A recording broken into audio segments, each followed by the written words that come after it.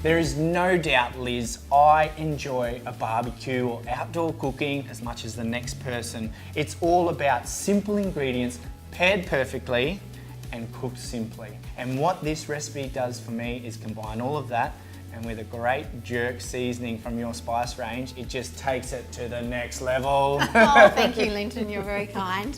Look, I mean, Caribbean dishes are amazing because they use the allspice berry, which is sometimes called Jamaican pepper or pimento, depending on which country you're in. Yeah, it's a great ingredient to keep in your kitchen because you can add it into so many dishes. It's versatile in sweet and savoury cooking, and it just adds so much flavour with 1 teaspoon. It does. It's called allspice berries for a reason because it has a flavour similar to a combination of cloves, nutmeg and cinnamon. And you can have it in equal proportions or, you know, a little bit more cinnamon, a little less nutmeg based on your taste. So if you don't have allspice berries, you can substitute with a combination of spices. So I think the name is very apt. So to get the recipe started, we've been waffling on about these amazing spices. I've got 4 Marylands. Now Marylands, any meat cooked on the bone, as you'd know, Liz, is delicious. Definitely meat cooked on the bone has a greater depth of flavour, there's no doubt about it. But, you know, if you are in a rush, I mean, you could substitute just chicken thighs, couldn't you, with this recipe? If you're in a rush and you want a quick cooking, this recipe, this is a good I think idea. jerk chicken is probably the most famous jerk recipe. But I think jerk pork, I've done that. It does work with red meat as well, don't be afraid, and fish. Do you care to name all the spices in this?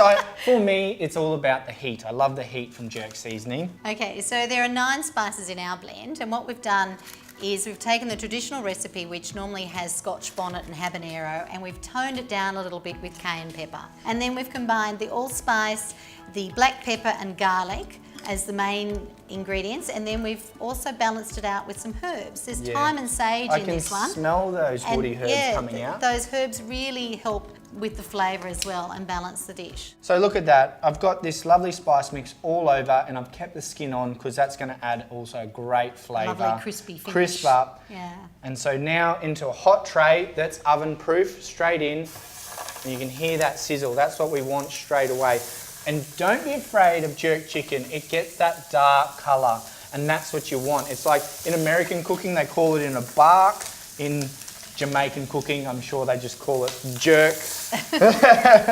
Make sure you get everything out of the bowl into the pan, and we're going to just add a little bit more oil into the pan as well to help with the cooking. Oil, especially extra virgin olive oil, it's a great healthy oil to use, and I always say it's a conduit for heat. So we can not serve it in the final dish, but it just helps with the cooking process to make sure we get that nice, deep caramelisation on the chicken skin, which is what we want at this stage. Well, when you caramelise the spices with the oil and you brown them, you effectively seal all the juices into the meat, and that's anything that helps do that is going to make your dish that much juicier inside and succulent, and that's what everybody loves. We're just going to brown this off until they're deeply caramelised. Pop them into a hot oven for about 20 minutes or until they're cooked all the way through.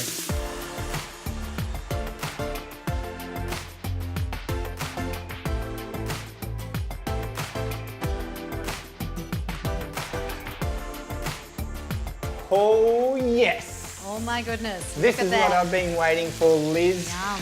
And look at that lovely crust that we've got on that chicken.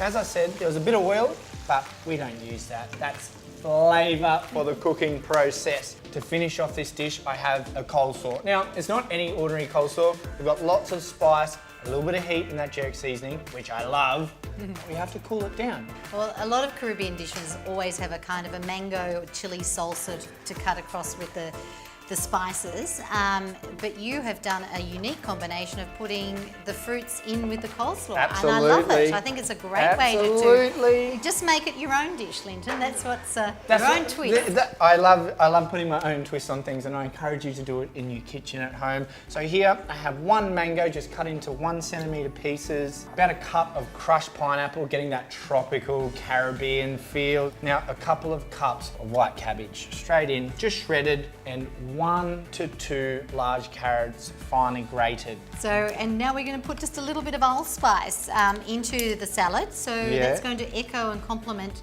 the allspice flavours of the jerk seasoning, which I love. Great idea. It's all about layering up. Okay, I'll do the toss. You do the tossing of the coleslaw.